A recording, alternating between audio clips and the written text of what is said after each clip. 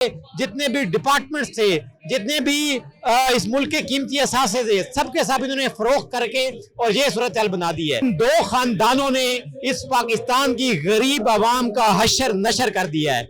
इनको IMF के चुंगल में फंसा दिया है। ये मगरमच्छ के आंसू हैं जो ये बहा रहे हैं। इन्होंने खुद इदारे बेचे हैं, इन्होंने इस कौम को IMF के हाथों बेचा है। आज जो बिल ज्यादा आए हैं, लिहाजा हम ये समझते हैं कि अगर उस वक्त भी आईनी तरीके से इलेक्शंस करवाए जाते और आईनी तरीके से अवाम को इक़्तिदार मुंतकिल किया जाता और उसके हकीकी नुमाइंदों को नुमाइंदगी दी जाती तो आज ये सूरत हाल ना होती। जी तो नाज़रीन मौजूद है जमात इस्लामी के जलसे में, यहाँ यूथ कन्वेंशन है और जो पाकिस्तान जमात इस्लामी का मीडिया सर्कल संभालते हैं नौजवान चेहरा है, इनसे बात करते हैं कि ये महंगाई के हवाले से और जो मौजूदा हुकूमत है वो जो गरीबों पर बम बरसा रही है और जो हुकूमत करके चली गई लंदन में बैठी हुई है, उनके बारे में इनसे बात करते हैं और पूछते हैं क्या राय का इजहार करते हैं। जैसा कि 16 महीने हुकूमत हुआ, उसमें कई पार्टियों ने शिरकत की और आज कई मेंबरान जो हुकूमत में थे,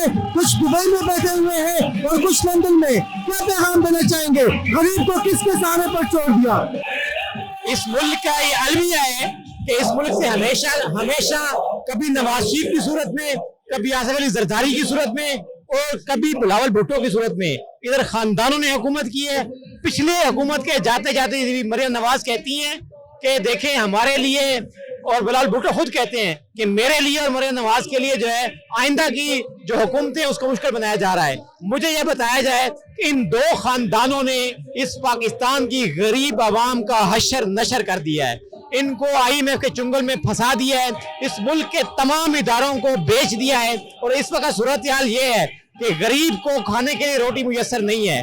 और इस वक्त पूरे मुल्क की सूरत हाल ये है कि नौजवान बाहर भागना चाहता है, वो इस मुल्क से फरार होना चाहता है और इस मुल्क के तमाम इदारों को IMF के हाथों गिरवी रख दिया गया है। और इस वक्त जो सूरत हाल ये है कि हमारे मुल्क के तमाम इदारे फरोख्त हो चुके हैं।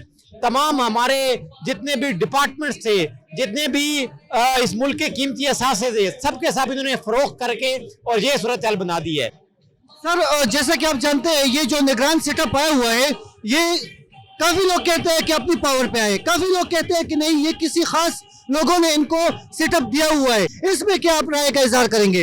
लेकिन पहली बात तो ये है कि जो निगरान वज़ीर आज़म साहब भी बने हैं वो भी कोई नॉन पॉलिटिकल आदमी नहीं है। ये बिल्कुल झूठ है और एक गलत बयानी है कि वो किसी पॉलिटिकल पार्टी के नुमाइंदे नहीं है। वो एक पॉलिटिकल पार्टी के नुमाइंदे हैं और पॉलिटिकल पार्टी के नुमाइंदे के तौर पे ही उनको वज़ीर आज़म बना दिया गया है। एक सबसे बड़ी गलती ये की गई है और दूसरा जुल्म ये किया गया है कि इस मुल्क की निगरान काबीना के अंदर चुन चुन के नून लीग और पीपल्स पार्टी के लोग बैठा दिए गए हैं, जिन्होंने ना तो इलेक्शन करवाने हैं और जो इस नजरिए से आए हैं कि मुल्क को एक लंबे अरसे तक बगैर किसी इलेक्शन के इसके ऊपर सेटअप कायम रखा जाए। तो हम किसी भी ऐसे निगरान सेटअप को ना यहाँ पे 90 दिन से ज्यादा बैठने देंगे।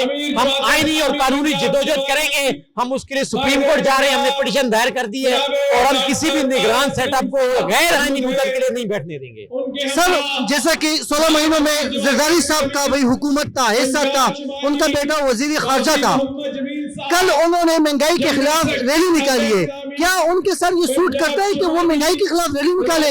ये मगरमच्छ के आंसू हैं जो ये बहा रहे हैं। इन्होंने खुद इदारे बेचे हैं, इन्होंने इस कौम को IMF के हाथों बेचा है। आज जो बिल ज्यादा आए हैं वो इसी वजह से आए हैं कि इन्होंने IMF के आगे कड़ी शराइत को मंजूर किया है और उन्हीं कड़ी शराइत के मंजूर करने के बाद ये सूरत हाल पैदा हुई है। अगर शहबाज शरीफ साहब ये शराइत मंजूर ना करते, बिलावल भुट्टो साहब उन शराइत का हिस्सा ना होते और नून लीग पीपल्स पार्टी, JUI, MKM और ANP ये तमाम पार्टियां उन शराइत को मनोवान तस्लीम करने का हिस्सा ना होती, तो आज ये बम जो बिजली के बिलों में इजाफे की सूरत में, पेट्रोल में ज्यादती की सूरत में जो आवाम के ऊपर गिरा ये ना गिरता। ये सारा इनका कसूर है, ये सारे इसके जिम्मेदार हैं। इस वक्त ये एक सियासी स्टंट खेलना चाहते हैं और मुल्क और कौम को मजीद जरगमाल बनाना चाहते हैं और कौम को बेवकूफ बनाना चाहते हैं। सर आखिरी सवाल करूंगा, बहुत टाइम लिया आपका।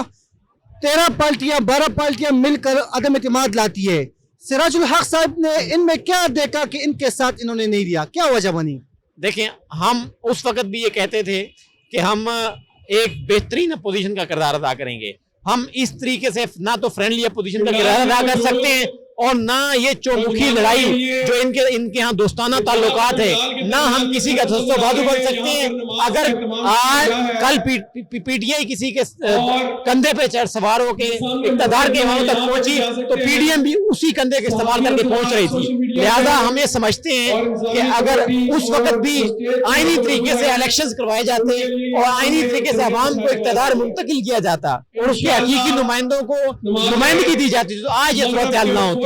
صرف وجہ یہ ہے کہ عوام کے حقیقی نمائندوں کا جو ہے وہ اقتدار منتقل نہیں ہوا اور آج بھی اسی وجہ سے غریب مہنگائی کی چکی میں پستا چلا جا رہا ہے۔ بہت بہت شکریہ جناب۔ یہ نوجوان جو جن کی باتیں آپ لوگوں نے سنی وہ میڈیا سرکل چلاتے ہیں جماعت اسلامی کا، اور انہوں نے جو باتیں کہی ہے کافی میٹھی زبان سے اور کافی اچھے انداز سے جو مختلف پارٹیاں جنہوں نے حکومت کی ہے ان کی چترول کی ہے۔ اجازت چاہوں گا آپ دوستوں سے، مجھے دیجیے اجازت، اللہ حافظ۔